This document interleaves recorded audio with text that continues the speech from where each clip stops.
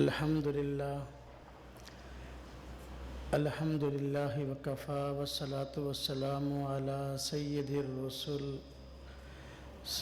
الرسل وخاتم الانبیاء اما بعد فاعوذ باللہ من الشیطان الرجیم بسم اللہ الرحمن الرحیم والذین اوتوا العلم درجات قال النبی صلی اللہ علیہ وسلم الدال علی الخیر کفاعلہ آمنت باللہ صدق اللہ العظیم وصدق رسولہ النبی الکریم ونحن علی ذلک من الشاہدین والشاکرین والحمد للہ رب العالمین۔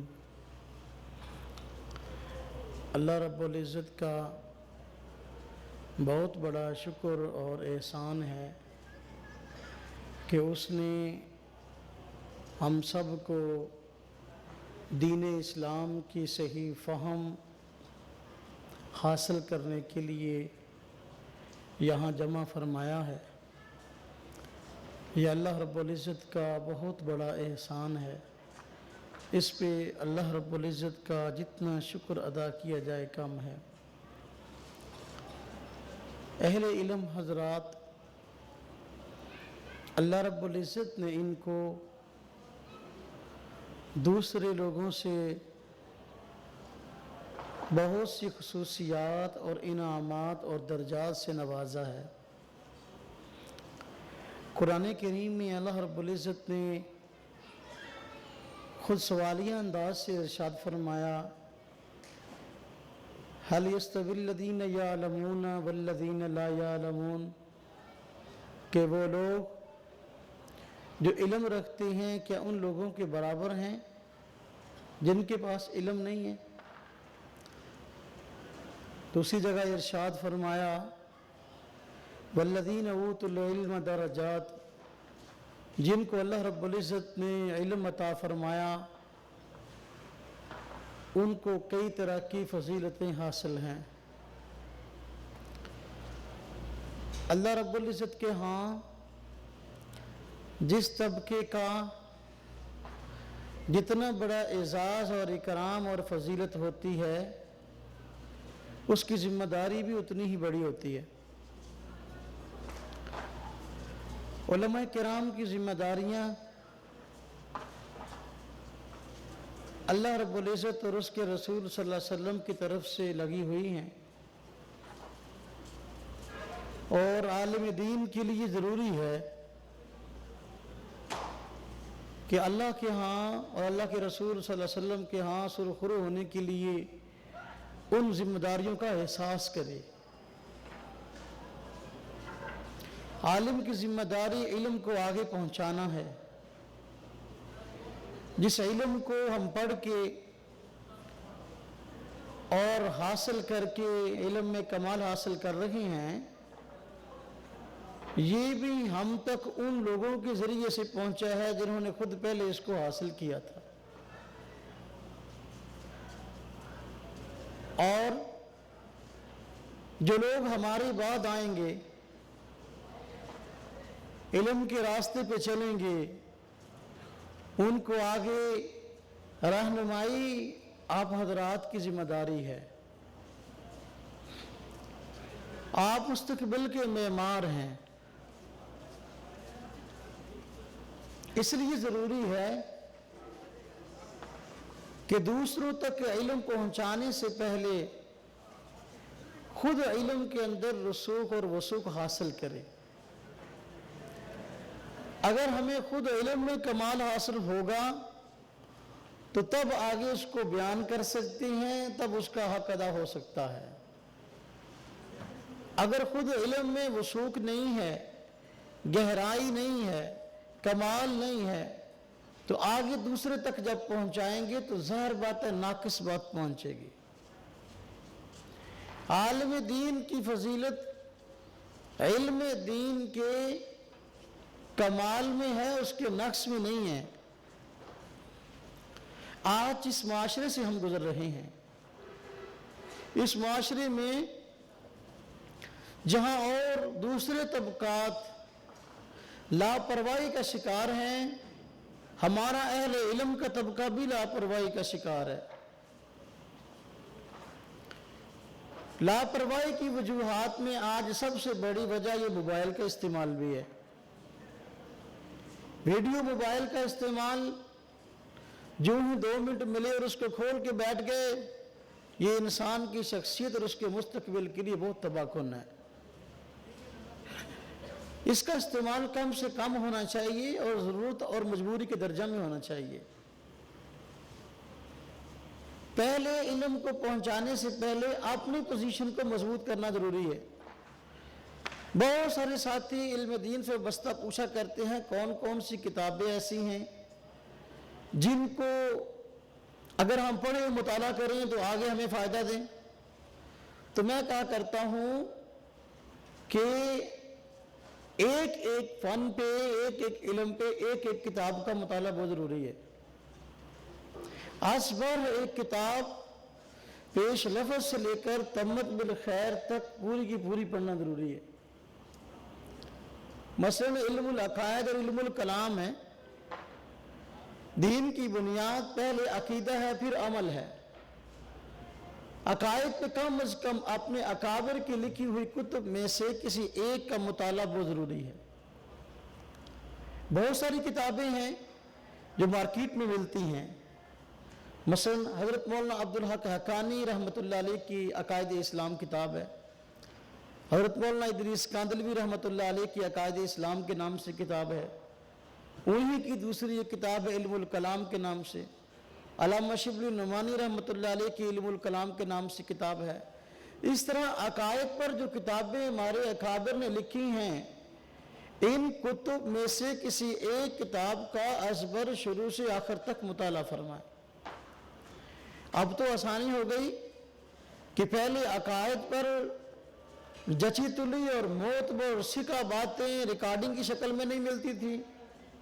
الحمدللہ آپ کے اس کورس میں عقیدہ طحاویہ کا درس روزانہ حضرت شیخ کا ہوا ہے، اس کی ریکارڈنگ بھی الحمدللہ موجود ہے۔ اس میں تقریباً مبادیات علم عقائد کی آ گئی ہیں۔ آپ کو چاہیے کہ اس کو اپنے پاس محفوظ رکھیں اور گاہے بگاہے اس کو سنتے رہیں۔ تو علم العقائد میں ایک کتاب کا مطالعہ بہت ضروری ہے۔ آپ جائیں گے، لوگوں کی توقعات آپ سے وابستہ ہوں گی، لوگ آپ کو درس قرآن کا کہیں گے، تو کم از کم قرآن کریم کی ایک تفسیر کا مطالعہ ضروری ہے۔ اگر آپ عربی کتب کا مطالعہ نہیں کر سکتے تو کم از کم اردو کتب میں سے ہی ایک کتاب کا مطالعہ کر لیں۔ اردو کتب میں عام طور پر جب درس نظامی سے علماء فارغ ہوتے ہیں، مدارس کی طرف سے ان کو معارف القرآن عام طور پر دی جاتی ہے، تو معارف القرآن عام فہم تفسیر ہے، اس کو شروع سے آخر تک مکمل مطالعہ کرنا چاہیے۔ اور پھر اس کے بعد احادیث طیبہ کی بات ہے۔ احادیث طیبہ، اس میں بھی کوئی ایک کتاب آپ کے مطالعہ میں ہو، زندگی کے ہر شعبہ سے متعلق روایات آپ کی نظر سے گزریں، تاکہ آپ کو درس حدیث دینا پڑے، بیان کرنا پڑے تو آپ ان احادیث کو بیان کر سکیں۔ اس میں جہاں ہماری درسیات موجود ہیں، یعنی وہ کتب حدیث کی جو ہمیں سبقاً پڑھائی جاتی ہیں، اس طرح کہ مشکات شریف ہے، تو یا اور دیگر کتب ہیں، کسی ایک کو مطالعہ میں رکھیں۔ اگر وہ نہیں تو عام فہم انداز سے جو کتب آ گئی ہیں، جس طرح کہ حضرت مولانا منظور نعمانی رحمۃ اللہ علیہ کی معارف الحدیث ہے، یہ روزمرہ کے مسائل اور معاملات سے متعلق یہ کتاب بڑی بہترین ہے، اس کا مطالعہ کریں، اس کو اپنے مطالعہ میں رکھیں۔ اور اسی طرح ایک کتاب سیرت پر، نبی پاک صلی اللہ علیہ وسلم کی مبارک سیرت، جب تک نہیں پڑھیں گے اس وقت تک ہمیں وثوق نہیں ہوگا، تجربہ نہیں ہوگا بھی علم دین کا کام کرنا کیسے ہے۔ نبی کریم صلی اللہ علیہ وسلم کی مبارک زندگی پر جب ایک نظر پڑ جائے گی، اب ان حالات کو دیکھ کے کام کرنا آسان ہو جائے گا۔ سیرت پر بہت ساری کتابیں عربی میں موجود ہیں، عربی میں نہ صحیح کام از کم اردو میں کتابیں لکھی ہوئی ہیں، ان میں سے کسی ایک کتاب کو ازبر ساری کو دیکھ لیں۔ حضرت سید سلمان ندوی اور علامہ شبلی نعمانی رحمۃ اللہ علیہ کی سیرت النبی ہے، یہ ضخیم ہے، اس کا مطالعہ کر لیا جائے۔ اگر آپ کے پاس اتنا وقت نہیں ہے تو آپ حضرت مولانا ادریس کاندھلوی رحمۃ اللہ علیہ کی سیرت مصطفیٰ یہ 3 جلدوں کے اندر ہے، اس کا مطالعہ کر لیں۔ اگر آپ اس سے بھی مختصر چاہتے ہیں تو اس سے مختصر بھی موجود ہے۔ حضرت مولانا ڈاکٹر عبدالحی عارفی رحمۃ اللہ علیہ کتاب ہے اسوہ رسول اکرم، اب یہ 1 جلد کے اندر ہے اور بہت مناسب سی کتاب ہے۔ سیرت کی ایک کتاب کو اپنے مطالعہ میں رکھیں۔ پھر سیرت کے بعد تاریخ ہے۔ تاریخ کی کسی نہ کسی ایک کتاب کا مطالعہ ضروری ہے۔ عربی کے اندر البدایہ والنہایہ ہے، معتبر ترین کتاب ہے۔ بہت سارے ساتھی پوچھا کرتے ہیں کہ سیرت کی کتاب کا مطالعہ کرنا ہو تو کس کتاب کا مطالعہ کریں، تاریخ کی کتاب کا مطالعہ کرنا ہو تو کس کتاب کا مطالعہ کریں؟ تو کتابوں میں جو تاریخ کی ہیں ضخیم کتابوں، عربیوں میں البدایہ والنہایہ بہترین کتاب ہے، اب تو اس کا اردو ترجمہ بھی ہو گیا ہے۔ اور جو اردو میں ویسے موجود ہیں وہ بھی مختلف کتابیں ہیں، مثلاً حضرت مولانا اکبر شاہ نجیب آبادی، ان کی کتاب تاریخ اسلام 3 جلدوں کے اندر آپ اس کا مطالعہ کر لیں۔ تو ہر فن سے متعلق ایک ایک کتاب کو آپ شروع سے آخر تک پڑھ لیں۔ ہمارے ہاں یا تو مطالعے کا ذوق نہیں ہوتا، اگر ہو تو پاس کتابیں نہیں ہوتی، اگر کتابیں ہوں تو بس اوقات پڑھنے کا ذوق نہیں ہوتا، صرف الماری میں سجانے کے لیے جو ہے یہ معاملات ہوتے ہیں۔ تو کام کرنے والے آدمی کے لیے یہ چیزیں بہت ضروری ہیں کہ کم از کم تاریخ اسلام کی ایک نظر سے گزر جائے، نبی پاک صلی اللہ علیہ وسلم کی مبارک زندگی ایک نظر سے گزر جائے، اور روزمرہ کے معاملات کی احادیث ہمارے سامنے ہوں، قرآن کریم کی ایک تفسیر ہمارے سامنے ہو، تو پھر کام کرنا آسان ہو جائے گا۔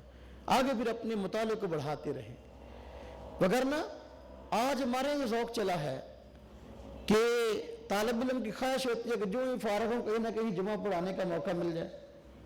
جمعہ پڑھانے کے لیے تیاری کہاں سے ہوتی ہے؟ وہ کوئی نہ کوئی خطبات کی کتاب لے لو اور اس سے تقریر رٹ کے جو ہے نا آگے لوگوں کے سامنے ڈاؤن لوڈ کر دو۔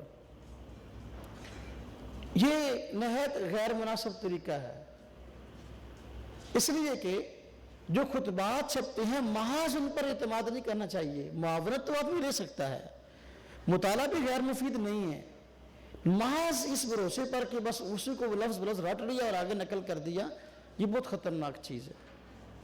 اس لیے کہ جن حضرات کے خطبات ہمیں مارکیٹ میں ملتے ہیں چھپے ہوئے، ان حضرات نے اپنے سامعین اور اپنے حالات اور اپنے علاقے کو سامنے رکھ کے بیان کیا ہے، جبکہ ہمارا سامنے جو مخاطب ہے، ہمارا جو علاقہ ہے، ہمارا جو ماحول ہے، پتہ نہیں کہ وہاں وہ بیان مناسب بھی ہو کہ نہ ہو۔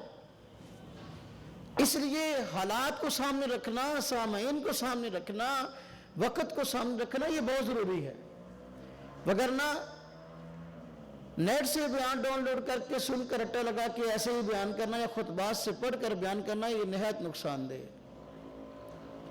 حضرت مولانا طارق جمیل صاحب دامت برکاتہم العالیہ ماشاءاللہ معروف وائز ہیں، تو فیصل آباد میں ان کی رہائش ہے، ہمارے یہاں گلستان کالونی ہے، تو وہاں مسجد عائشہ تھی، وہاں وہ جمعہ پہلے تقریباً پڑھایا کرتے تھے۔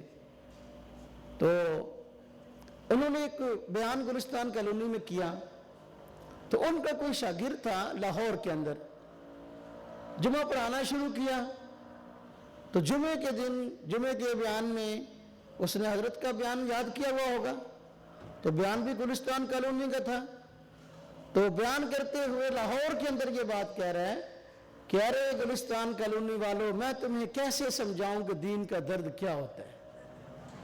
اب گلستان کالونی فیصل آباد کے اندر ہے، وہ لاہور کے اندر بیٹھا یہ بات کہہ رہا ہے، اور میرا اپنی آنکھوں دیکھا واقعہ ہے۔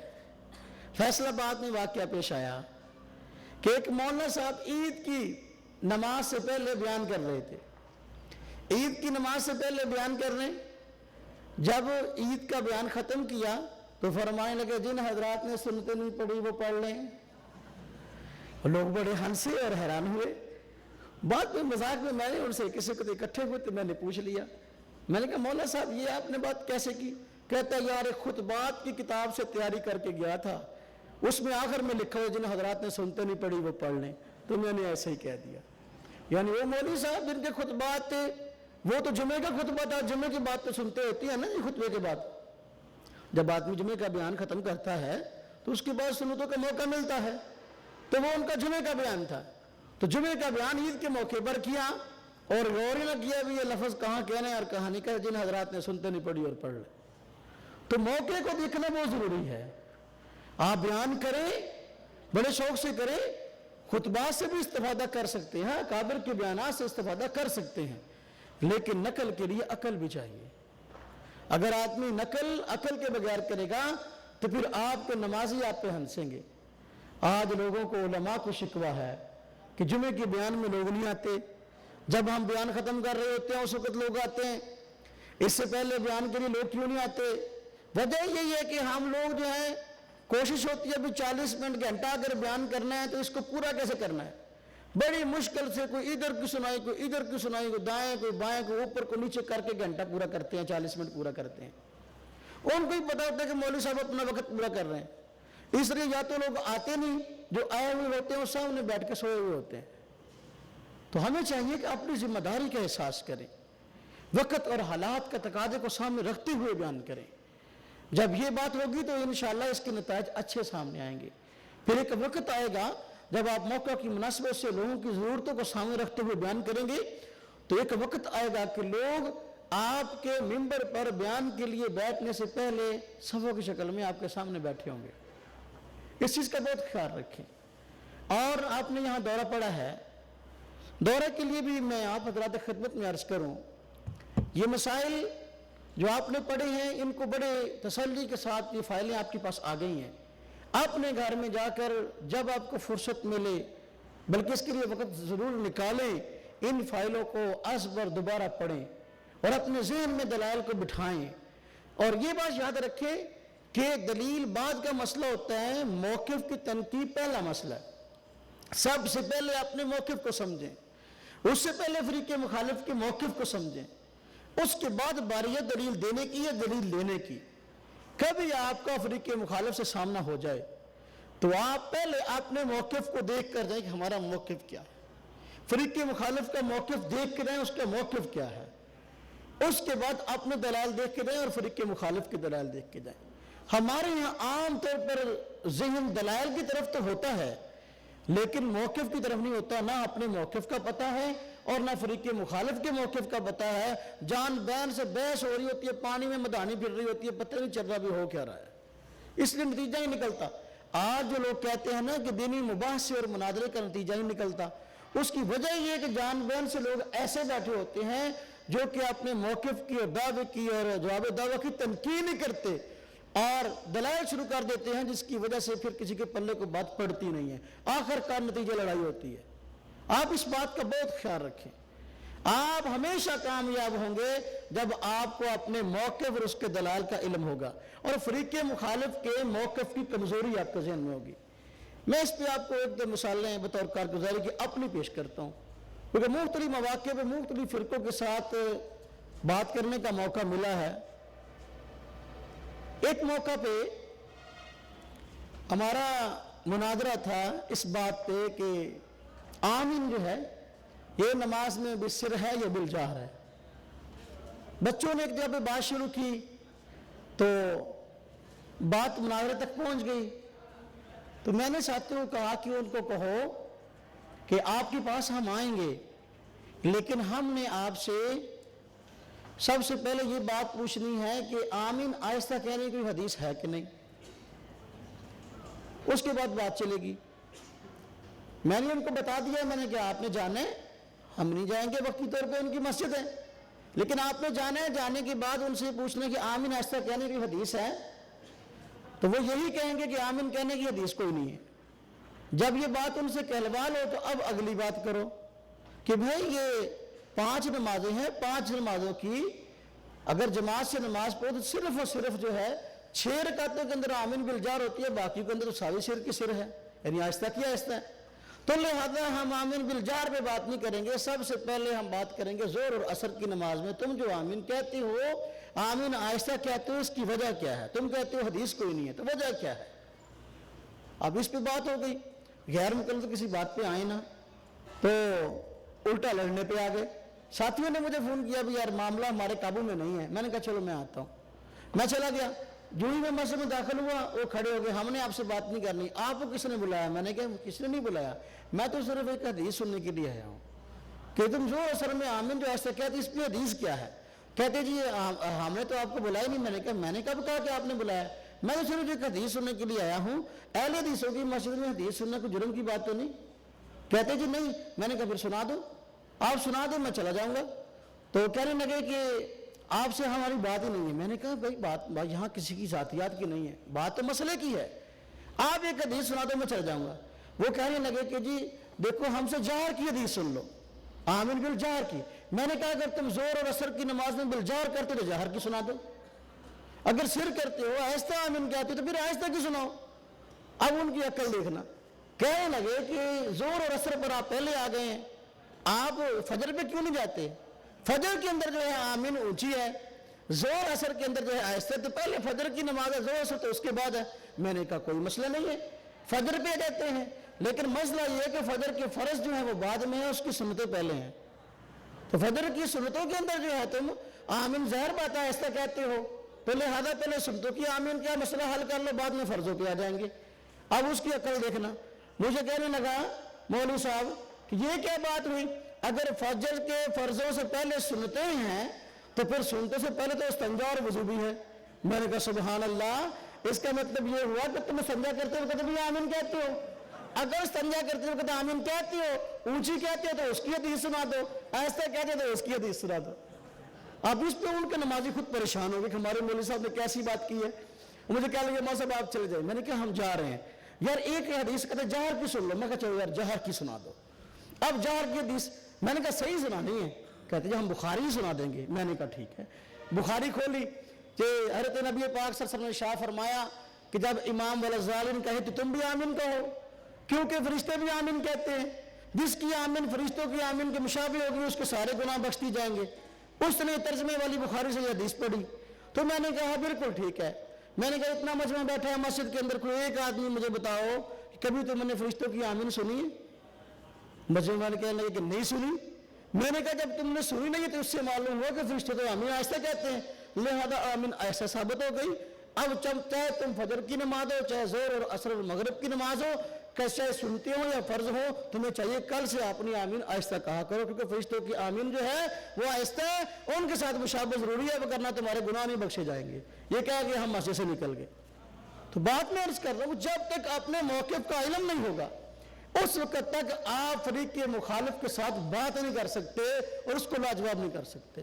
اسی طرح ترک رفع الیدین پر ہمارا مناظرہ تھا، اس میں ہمارا موقف ہے، آپ نے سبق پڑھا ہے کہ ہم کہتے ہیں 4 رکعت کی نماز کے اندر کل 28 مرتبہ رفع الیدین ثابت ہے، جبکہ غیر مقلدوں کا عمل ہے کہ وہ 10 مرتبہ کرتے ہیں، 4 رکعتوں کے اندر 18 مرتبہ چھوڑتے ہیں۔ ہمارا مناظرہ ہوا تو اس نے یہ بات کہی غیر مقلد مناظر نے، میں نے کہا جی دیکھو بات ہے کہ مناظرے کی 2 نشستیں ہوں گی۔ کہتے جی 2 کیوں؟ میں نے کہا پہلی نشست اس بات پہ ہوگی کہ 4 رکعت کے اندر کل رفع الیدین ثابت کتنا ہے۔ تم کہتے ہو کہ 10 مرتبہ ثابت ہے، ہم کہتے ہیں 28 مرتبہ ثابت ہے، لہذا پہلی نشست اس بات پہ ہوگی ثابت کتنی مرتبہ ہے، اور ہم مدعی ہوں گے، ہم ثابت کریں گے 4 رکعت کے اندر 28 مرتبہ ثابت ہے، اور ہم دلائل پیش کریں گے، تم اس کے جواب دینا۔ اب یہ بات غیر مقلد کے لیے نہیں تھی، اس لیے پریشان ہو گیا، کہنے لگا نا جی نا، اس موضوع پہ بات نہیں ہوگی، رکوع کا رفع الیدین پہ بات ہوگی۔ میں نے کہا وجہ؟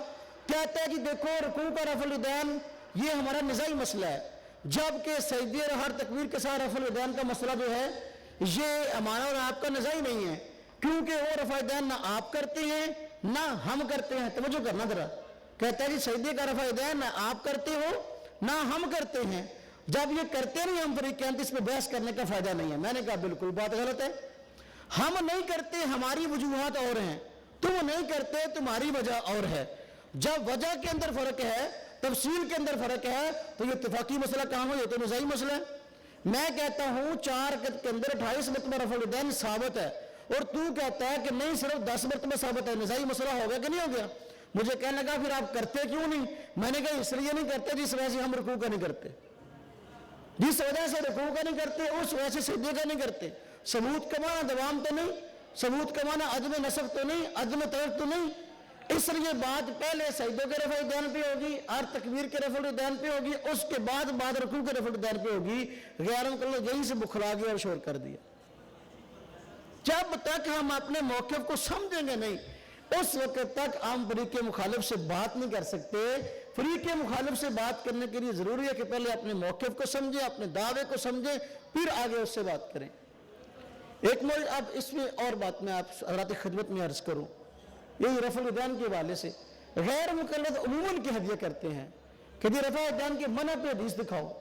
ایک مولوی صاحب ہیں گجرانوالہ کے نواز چیمہ صاحب، مشہور خطیب ہیں ان حضرات کے، تو ہمارے یہاں فیصلہ بات میں جگہ پر آئے اور آ کر کیا گیا، جو رفع الیدین نہ کرنے کی حدیث دکھائے گا ہم اسے گاڑی انعام میں دیں گے۔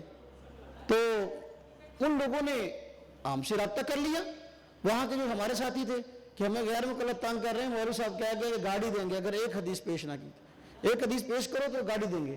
میں نے کہا اس کو کہو یہی بات لکھ کے دے۔ جب غیر مقلدوں نے آگے رابطہ کیا اور لڑکوں نے کہ آپ ہمارے یہاں بیان کر کے گئے اور اس بات کو لکھ کے دیں، تو اللہ آپ کا بھلا کرے، اس نے لکھ کے دینے سے انکار کر دیا۔ تو یہ انہوں نے کہا کہ ہم سارے کے سارے جو ہیں اہل سنت جماعت میں شامل ہو جائیں گے بغیر لکھ کے دو۔ اس نے مجبور ہو کر لکھ کے دیا۔ جب اس نے اپنے لیٹر پیڈ پہ لکھ کے دیا تو اس میں یہی لکھا تھا کہ جو آدمی رفع الیدین نہ کرنے پر حدیث پیش کرے گا اس کو گاڑی انعام میں پیش کی جائے گی۔ میں نے بھی اپنے لیٹر پیڈ پہ جواب لکھ کے بھیج دیا۔ میں نے کہا دیکھو بات یہ ہے کہ ہم رفع الیدین کے ترک کے قائل ہیں اور تم اس کے دوام کے قائل ہو۔ بات یہاں یہ ہوگی کہ اگر تم اپنے رفع الیدین کی ہمیشگی پر قولی حدیث پیش کرو گے تو ہم اس کے ترک پر قولی حدیث پیش کریں گے، اگر تم اپنے رفع الیدین کی ہمیشگی پر فعلی حدیث پیش کرو گے تو ہم بھی فعلی حدیث پیش کریں گے۔ لینے کے بعد اور دینے کے بعد اور نہ ہوں گے۔ میں نے یہ بات لکھ کے جو ہے نا اس کو بھیج دی لیٹر پیڈ پہ۔ اب جب وہ دن گیا اور آج کا دن آیا وہ آدمی مناظرے پہ نہیں آیا، بلکہ فیصلہ آباد میں جب بھی وہ آیا ہم نے وہ فوٹو اسٹیٹ کرا کے دونوں لیٹر پیڈ جو ہے وہ ایک صفحہ بنایا ہوا ہے، لڑکوں کو بھیج دیتے ہیں بھی جاؤ اس کو کہو ہم سے مناظرہ کریں، اور جب وہ اس کاغذ کو دیکھتا ہے تو گالیاں دینے لگ جاتا ہے۔ اب ایک جگہ پہ میں نے اس کو کہا، میں نے کہا گاڑی کا اعلان کیا تم نے، تو گاڑی تو بیچاری ایسی بھی ہے جو 70-80 ہزار کی بھی آتی ہے، بیچاری سٹارٹ کرو سٹارٹ بھی نہیں ہوتی، گاڑی 2 کروڑ کی بھی آتی ہے۔ تم نے کہا کہ گاڑی انعام میں پیش کی جائے گی، کم از کم گاڑی کا تعین تو ہونا چاہیے بھی گاڑی دینی کون سی ہے آپ نے۔ تو پھر میں نے کہا حدیث کی روشنی میں گاڑی میں متعین کرتا ہوں، حدیث کی روشنی میں گاڑی یہ متعین ہے کہ اللہ کے نبی صلی اللہ علیہ وسلم نے شاہ فرمایا کہ جو چیز اپنے لیے پسند کرتے ہو وہ دوسروں کے لیے پسند کرو، تو لہذا جس گاڑی پہ تم یہاں فیصلہ آباد میں بیان کرنے کے لیے آتے ہو تو ہم اس حدیث سنائیں گے آپ کو اور وہی گاڑی آپ سے وصول کریں گے جس پہ آپ آتے ہیں۔ تو اب وہ بات جب اس کو پہنچی اس کے بعد کبھی وہ مناظرے کے لیے نہیں آیا۔ کیوں نہیں آتے؟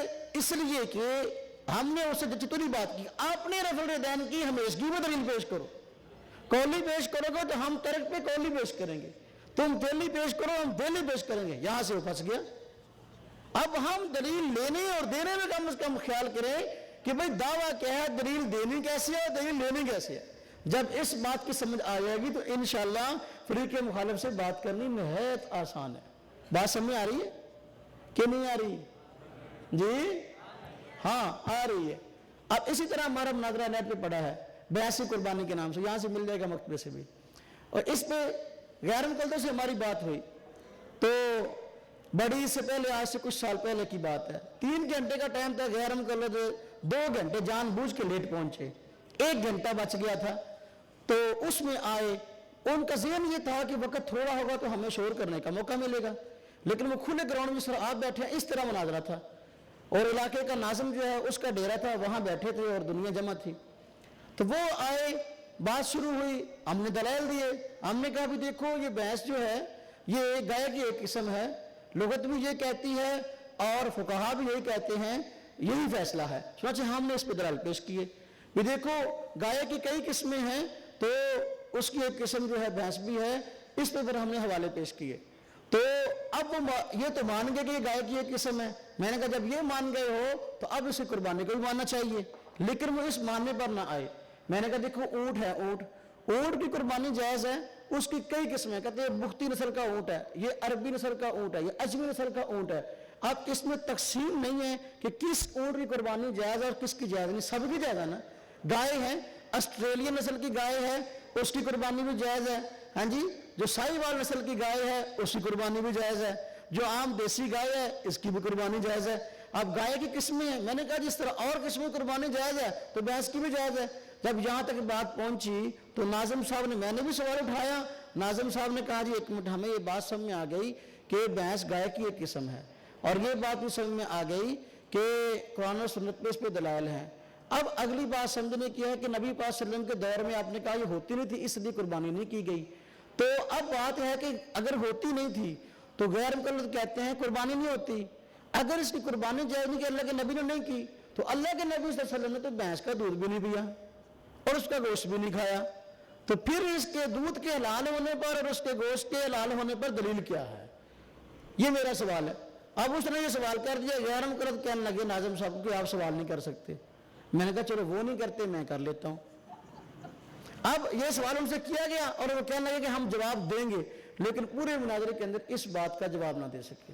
اور آخر کار جب ہم نے ان کے اکابر کی کتابوں سے بھی یہ بات ثابت کر دی، مرشد فردوس دہلوی سے بھی یہ بات ثابت کی کہ خود حضرت علی رضی اللہ عنہ سے روایت ہے، آپ نے فرمایا کہ جو بھینس ہے جس کو عربی زبان میں جاموس بولتے ہیں، قربانی کے اندر 7 آدمی کی طرف سے کافی ہے. تو جب نے یہ اپنا دلائل پیش کیے تو ناظم نے اس بات پہ فیصلہ کیا کہ غیر مقلد اپنے موقف کے اندر جھوٹے ہیں اور ان کے پاس نہ قرآن ہے نہ حدیث ہے، بلکہ اپنے اکابر کو بھی ماننے سے انکار کر گئے، لہذا یہ اس مسئلے کے اندر جھوٹے ہیں. فیصلہ ہو گیا. جب تک ہمیں اپنے موقف کا پتہ نہیں ہوگا، اس کی تشریح ہمارے پاس نہیں ہوگی، ہم آگے بات نہیں کر سکتے. اور اکثر جو ہم کہتے ہیں نا مناظرے فیصلہ کن نہیں ہوتے، اس کی بڑی وجہ یہی ہے کہ ہم اپنے موقف کو سمجھے ہوئے نہیں ہوتے. فریق مخالف سے دلیل کون سی مانگنی ہے وہ اس کا تقاضا نہیں کرتے، اس لیے پانی کے اندر مدانی پھر رہی ہوتی ہے. سب سے پہلے مناظرہ کرنے سے پہلے اپنی پوزیشن کو مضبوط کریں، اپنی پوزیشن کو مضبوط کر کے مطالعہ کر کے پھر آپ کسی اور سے بات کریں. اگر آپ کی پوزیشن مضبوط نہیں ہے تو آپ ہرگز ان سے بات نہ کریں، اس میں ہمارے مسلک کی بدنامی ہوگی، اپنے علاقے کے اندر آپ کی بدنامی ہوگی. بس اوقات ایسا ہوتا نہیں، غیر مقلد بڑھ کے مارتے اور کہتے دیکھو فلان جگہ پہ مناظرہ ہوا، دیوبندی بھاگ گئے، دیوبندی جھوٹے ہو گئے. وہاں وجہ یہی ہوتی ہے کہ بس اوقات مناظرہ کرنے والے جو حضرات ہوتے ہیں تو وہ حضرات ان کی اپنی تیاری نہیں ہوتی، تو ایسے ہی جو ہے نا وہ کود پڑتے ہیں مناظرے کے اندر. جب تک کسی فن کے اندر مہارت نہ ہو اس وقت تک اس فن میں دخل نہیں دینا چاہیے. آپ آئے ہیں، فائلیں آپ کے پاس موجود ہیں، آپ ان کا مطالعہ کریں.